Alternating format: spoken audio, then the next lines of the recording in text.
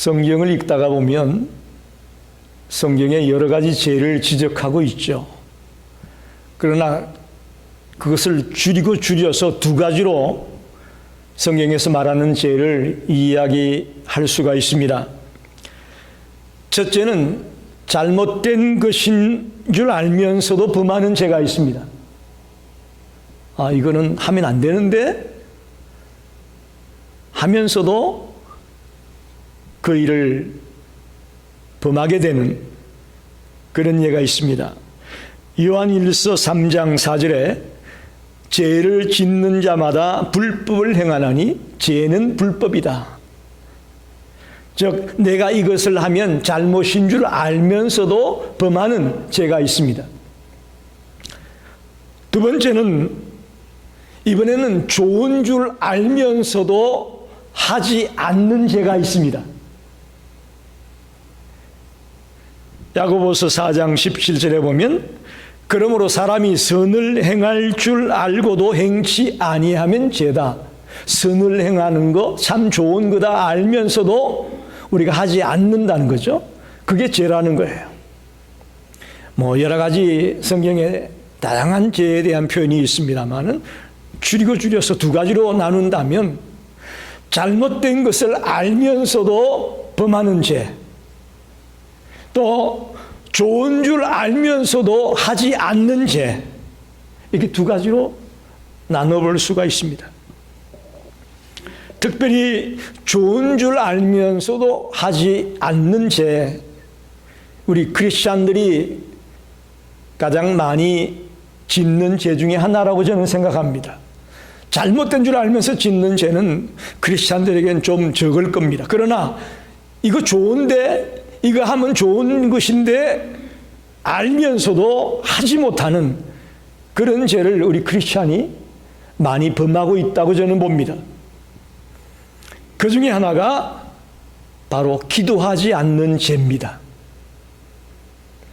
사무엘상 12장 23절에 사무엘이 이렇게 말합니다.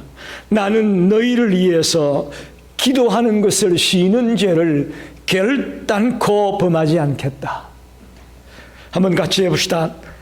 기도하는 것을 쉬는 죄를 결단코 범하지 않겠다. 오늘 누가복음 11장 1절에서 13절 말씀은 기도에 대한 말씀입니다.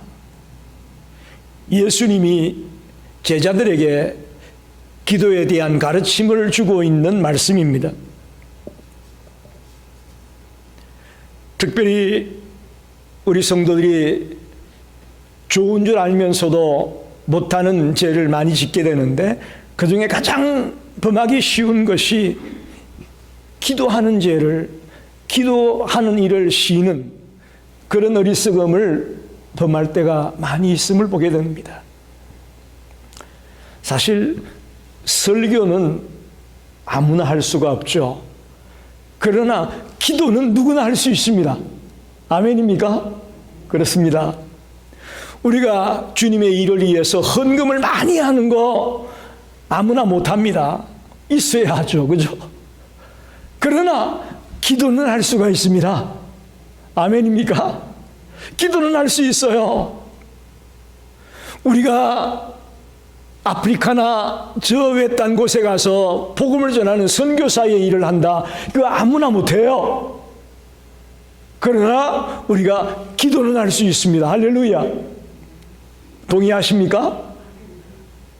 그런데 우리는 그것을 소홀히 하고 그것을 못할 때가 많이 있음을 고백할 수밖에 없습니다.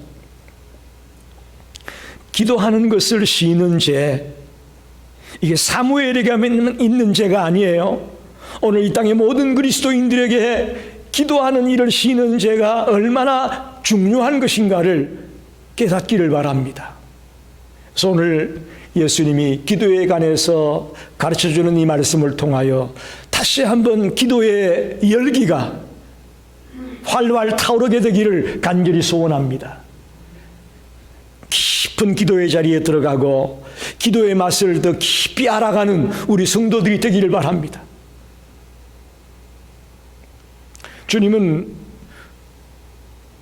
오늘 제자들이 우리에게 기도하는 법을 가르쳐달라고 요청을 하죠. 그러자 주님이 첫째는 주기도문 내용을 말씀합니다.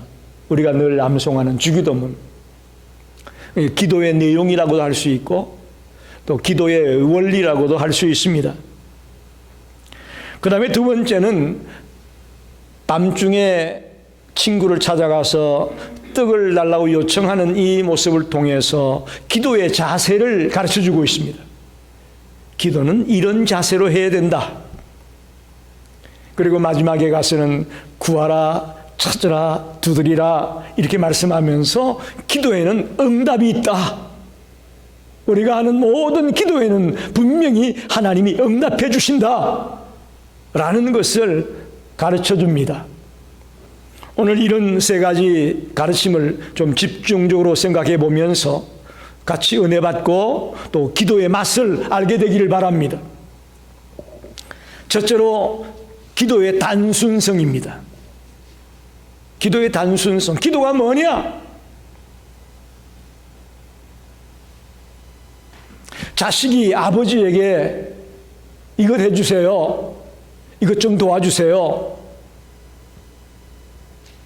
자식과 부모의 대화 같고 자식이 필요할 때에 아버지에게 구하는 것처럼 기도는 그렇게 단순한 겁니다. 기도를 너무 논문 쓰듯이 논리적으로 이렇게 거창하게 설명할 거 없습니다. 기도 단순해야 됩니다. 기도는 단순한 겁니다. 자식과 아버지의 대화가 기도라고도 볼 수 있습니다. 오늘 본문 13절에 보면 너희가 악할지라도 좋은 것을 자식에게 줄 줄 알거든 하물며 너희 하늘아버지께서 구하는 자에게 성령을 주시지 않겠느냐. 이게 기도가 단순하다는 것을 설명하는 거예요. 자식이 아버지에게 뭘 달라고 하면 아버지가 주는 것 같은 그런 것이 기도라는 것이죠. 여러분 기도하시죠? 집에서도 기도하시고 운전할 때도 기도하시고 직장에 나가서도 기도하시고 무슨 일이 있든 기도하실 줄 압니다. 그런데 여러분이 기도할 때마다 자식이 아버지에게 내가 구하고 있는 것처럼 그런 심정으로 그런 자세로 기도해 보셨나요? 그러지 못하죠.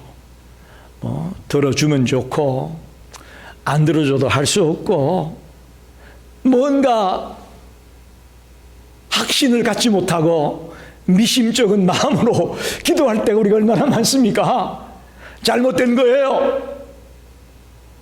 자식이 정말 뭔가 필요해서 아버지에게 요청하는 것 같은 그런 단순한 아버지와 자식의 대화 같은 것이 기도임을 설명하고 있는 말씀이에요.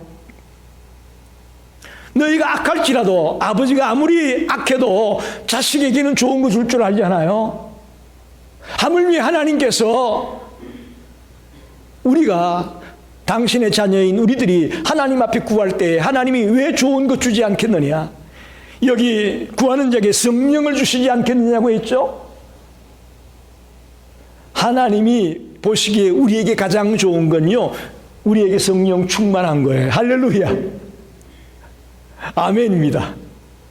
우리 생각에는 돈이 좀 생겼으면 좋겠고 아주 건강해가지고 그냥 100세 넘게 확 살았으면 좋겠고 이런 것들이 좋은 것이라고 생각하는데 하나님이 보기에 우리에게 좋은 건요 성령님이 우리에게 함께하는 거예요. 할렐루야.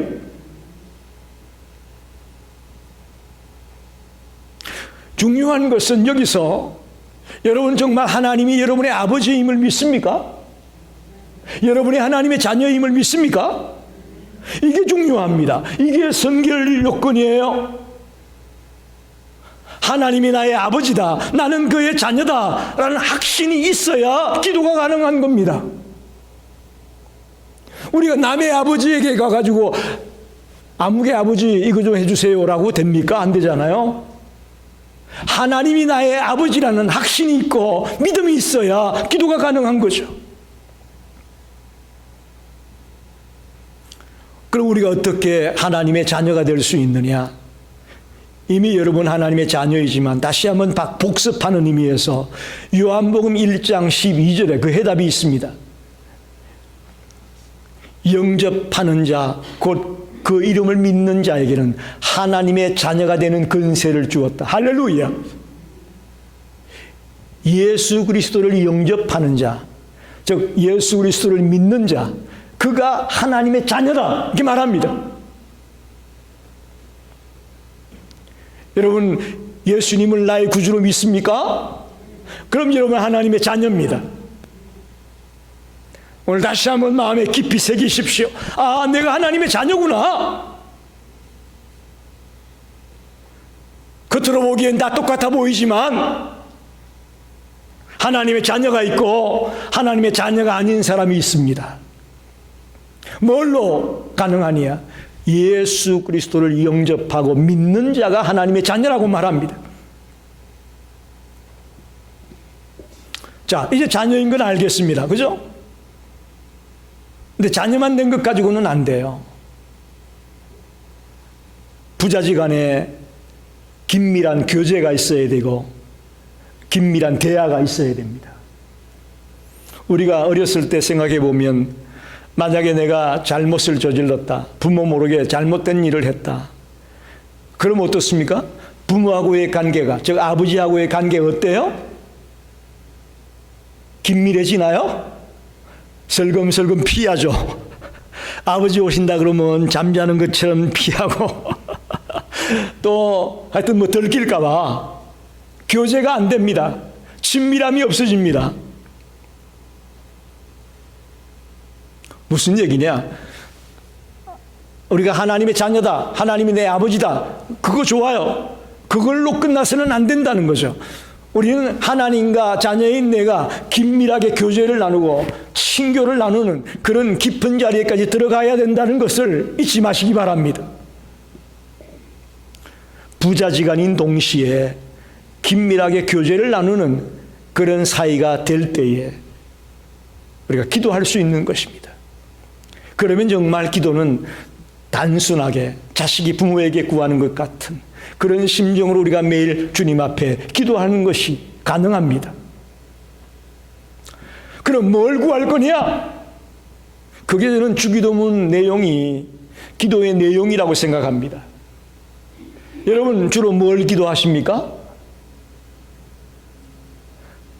우리 새끼들 잘 되고 또 나 좀 건강하고 그런 것들이 우리가 주로 기도하는 내용인데 뭐 그런 것도 기도 내용입니다. 그러나 주기도문에서 우리에게 말하고자 하는 것은 뭐예요? 먼저 기도할 대상은 하나님에 관해서 하나님에 대해서 먼저 기도하라는 거예요. 하나님을 찬양하고 하나님의 이름을 높이고 하나님의 뜻이 이루어지기를 원하고 우리가 먼저 기도할 내용이 나를 위한 문제가 아니라 하나님을 위한 문제를 가지고 먼저 기도하라. 하나님을 찬양하는 일, 하나님께 영광을 돌리는 일, 하나님의 뜻이 이루어지는 일, 하나님의 나라가 건설되는 일, 이런 것들을 가지고 먼저 기도하라는 거죠. 그리고 그 이후에 나의 필요한 것들을 가지고 기도하라. 뭐죠? 일용할 양식을 위해 기도하라. 할렐루야. 하나님 1년치 먹을 것 주십시오 이렇게 기도 안 가르쳤어요. 그죠? 일용할 양식을 달라고 기도했어요. 그리고 제 문제, 또 시험 문제, 유혹당할 때 어떻게 할 거냐, 이런 우리의 필요한 문제들을 놓고 두 번째로 기도하라고 잘 가르쳐주고 있습니다. 자, 기도의 단순성과 또 기도의 내용이 뭐냐를 먼저 말씀해 주셨습니다. 두 번째는 기도의 자세가 어떠해야 되느냐? 기도의 자세가, 그게 오늘 밤중에 찾아온 친구의 비유를 가지고 기도의 자세를 말씀합니다. 여기 보세요. 깜깜한 밤중에 잠이 들었는데 온 식구가 다 잠들었는데 막 문을 두들기는 거예요. 왜? 누구요? 나 아무개야. 떡 좀 빌려줘.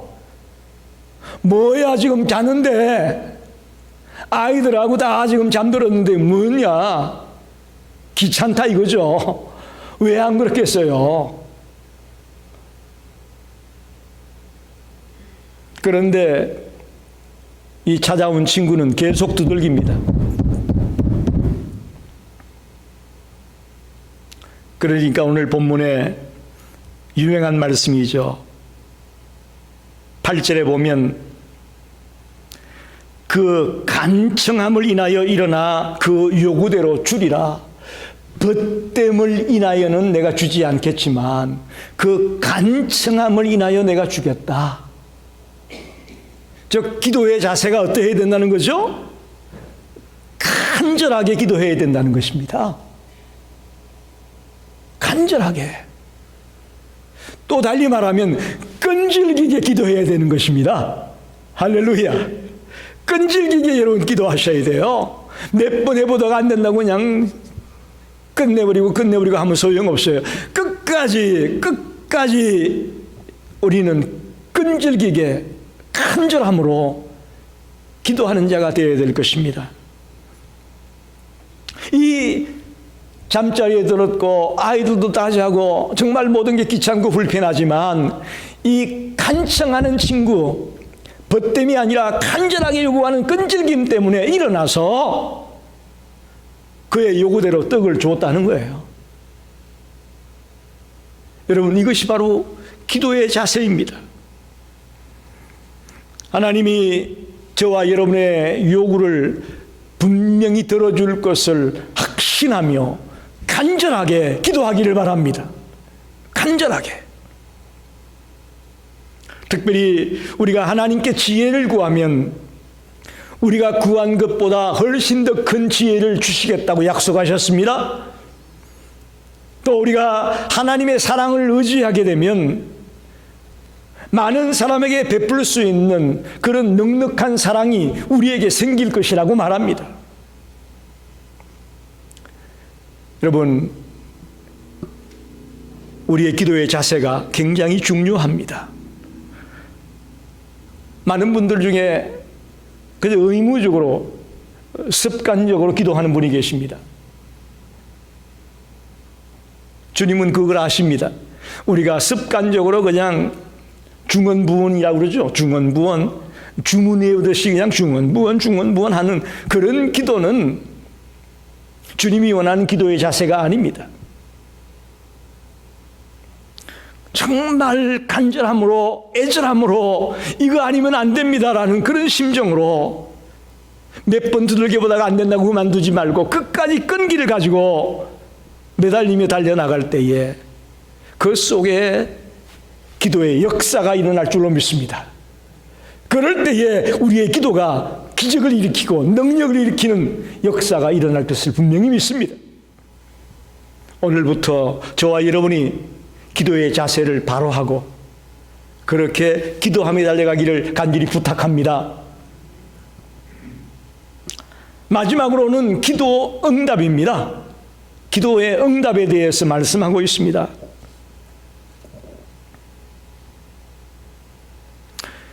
우리가 기도하면서 하나님이 분명히 내 기도를 들으시고 꼭 응답해 줄 것이다라는 이 확신이 없다면 우리의 기도는 그저 공중에 붕 뜬 거예요. 아무 소용이 없는 거예요. 내가 나지막하게 얘기하든 소리를 내서 얘기하든 뭐 자동차 안에서 기도를 하든 직장에 나가서 기도를 하든 사람들을 만나서 기도를 하든 어떤 모양의 기도가 되었든 간에 이 기도를 분명히 하나님이 들으시고 또 하나님의 뜻대로 아름답게 응답해 줄 것이라는 응답에 대한 확신, 이것이 기도하는 자에게 있어서 바로 파워가 되는 것이고 능력이 되는 것임을 저는 믿습니다.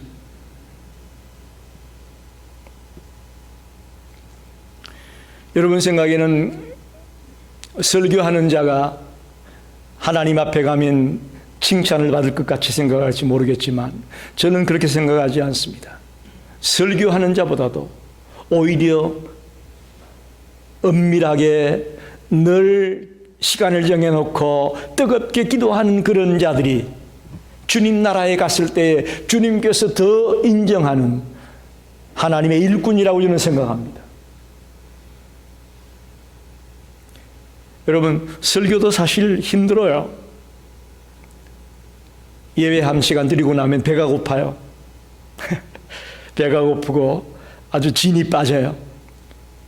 그러나 여러분, 기도요? 더 힘들어요. 여러분 정말 30분, 1시간 정말 간절하게 기도해 보세요. 등에 땀이 쭉 흐르고 정말 흙이져요. 그 정도로 기도라는 이 사역이 힘든 사역이에요. 진짜 백이 일이 기도예요. 우리가 IT에 있는 유계민 선교사님, 그 IT 우리 갈 수가 없습니다. 그러나 여기서 IT에 있는 그 선교사님을 위해서 정말 간절하게 기도할 때에 분명히 하나님이 들으시고 역사하시는 거예요. LA에 있는 그 대학생 선교회에 수고하는 조성주 선교사님을 위해서 LA에 못 가지만 여기서 시카고에서 간절히 기도한다면 하나님이 분명히 들으시는 거예요. 분명히 들으시는 거예요. 우리는 비록 시카고에 있을지라도 지구촌 5대양 6대주를, 아니 전 우주를 우리는 여기에 앉아서 누릴 수가 있는 줄로 믿습니다. 또 그 외침을, 그 기도를 하나님은 분명히 들으실 것을 믿습니다.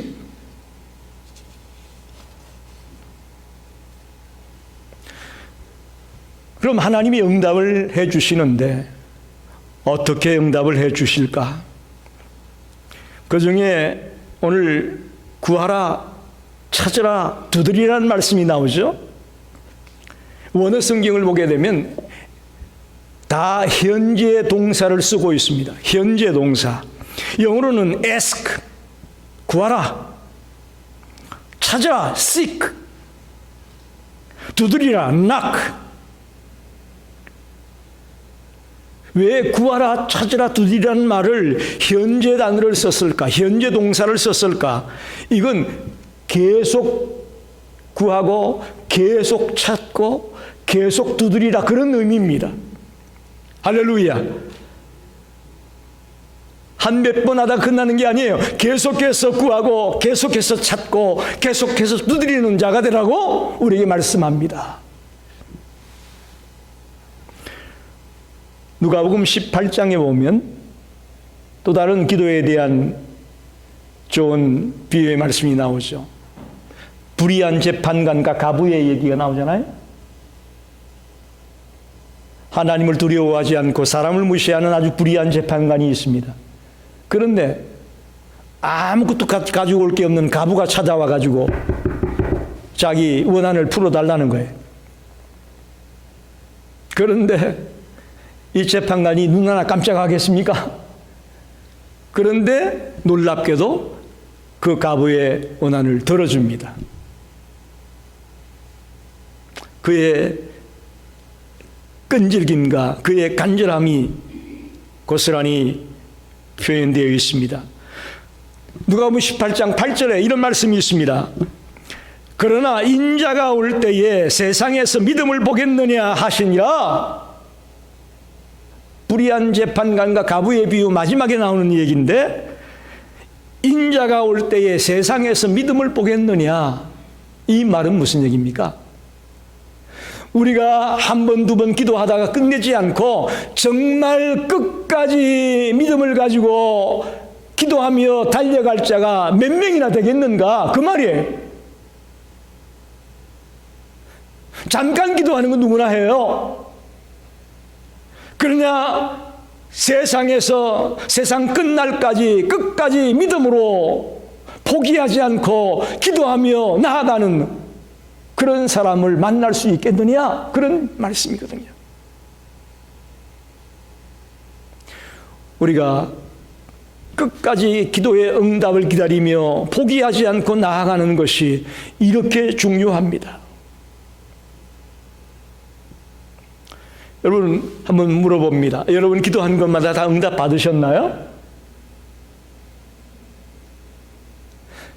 쉽게 얘기하면 이렇습니다. 우리가 아버지와 자식의 관계, 대화가 기도다라는 말씀을 드렸는데, 우리가 아버지에게 아버지 나 자전거 하나 사줘 그러면 예스 그러면 당장 사주는 아버지도 있겠죠.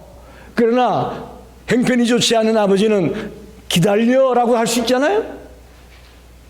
너가 아직은 초등학교 2학년이니까 조금 더 크면 사줄게 기다려라. 이것도 응답이죠.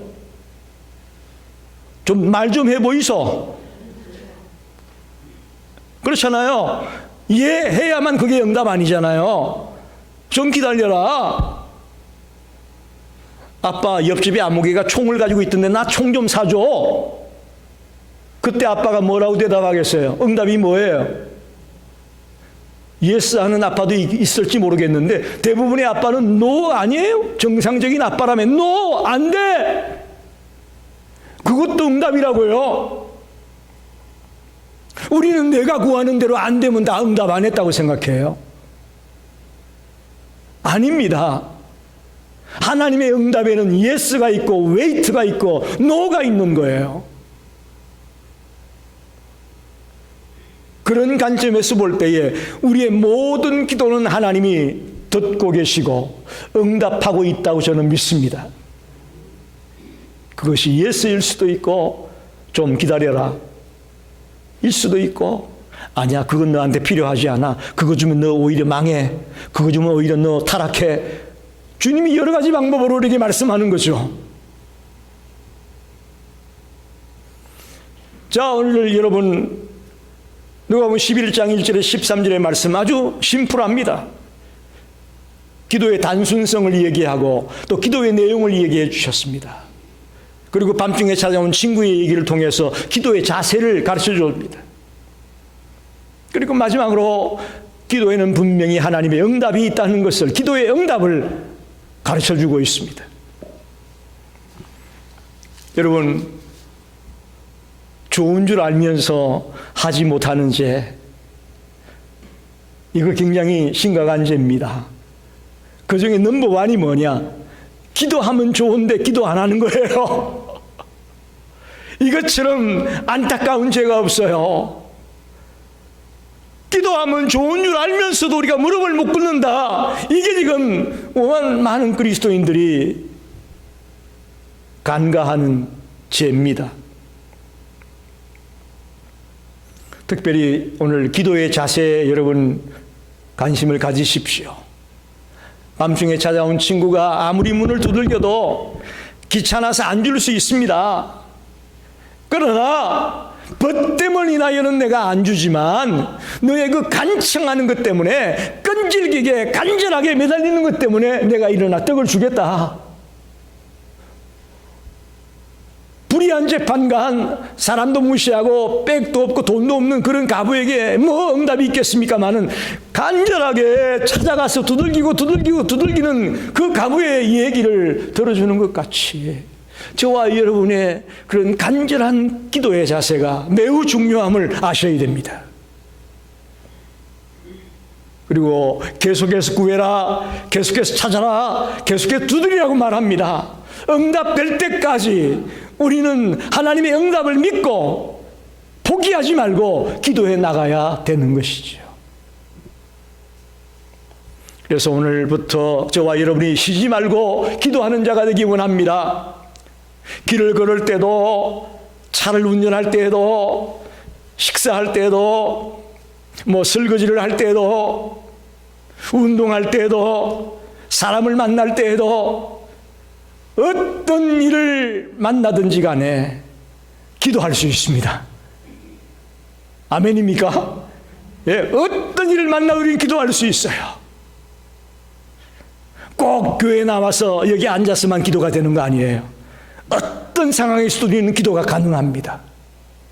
그러니 오늘부터 기도를 생활화하고 이왕이면 성경적인 기도 생활을 통해서 하나님 앞에 영광을 돌리고 또 하나님이 약속한 축복을 받아 누리는 성도들이 되시기를 간절히 축원합니다. 기도하겠습니다.